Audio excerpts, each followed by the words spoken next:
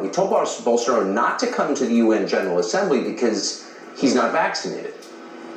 We need to send a message to all the world leaders, including most notably Bolsonaro from Brazil, that if you intend to come here, you need to be vaccinated. If you don't want to be vaccinated, don't bother coming, because everyone should be safe together. Tá bom. Because Bolsonaro already recovered from COVID, so he doesn't need the vaccine. No one who's recovered from COVID needs the vaccine. They have greater immunity than people who get the vaccine. This is insane. So Bolsonaro came anyway. He was photographed eating pizza in New York City. As you can see, he had to eat it outside because he's not vaccinated. Eduardo Bolsonaro is a Brazilian politician. He's the son of the president of Brazil. He joins us to respond to Bill de Blasio. Mr. Bolsonaro, thanks so much for coming on tonight. We appreciate it. So were you tempted, was your father tempted to cancel the trip to New York because the failed mayor didn't want him there? Tá bom.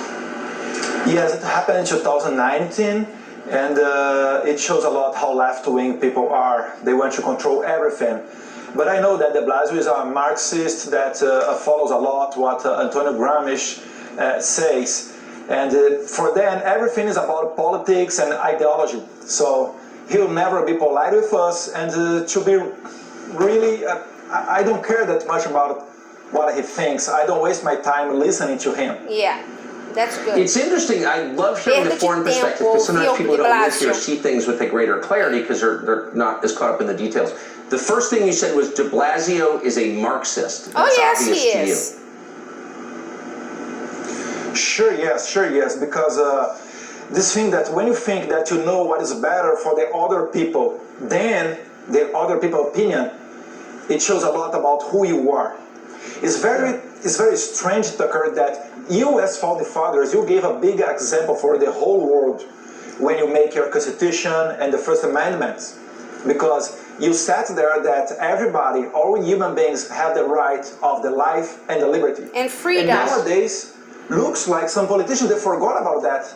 They just don't care about that. They will control everybody's life. Na and televisão. To the point that even the Taliban can talk, you know, on Twitter. Things about free speech to the big tech. They're on Twitter. So this is a crazy word. U.S. is an example when you talk about liberty and democracy. So we are scared with what is going on in U.S.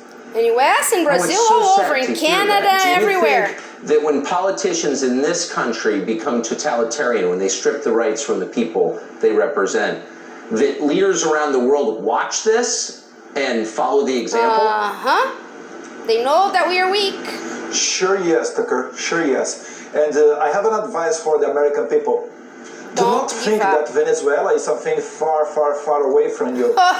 Venezuelans during the 90s, if you tell them that one day Venezuela would turn itself a dictatorship, they would never take it serious. Yeah. So this is a very strong message that you have to take care about that. Such a great point. I went to Caracas as a child. It was a nice place. It's not anymore. Eduardo Bolsonaro, I appreciate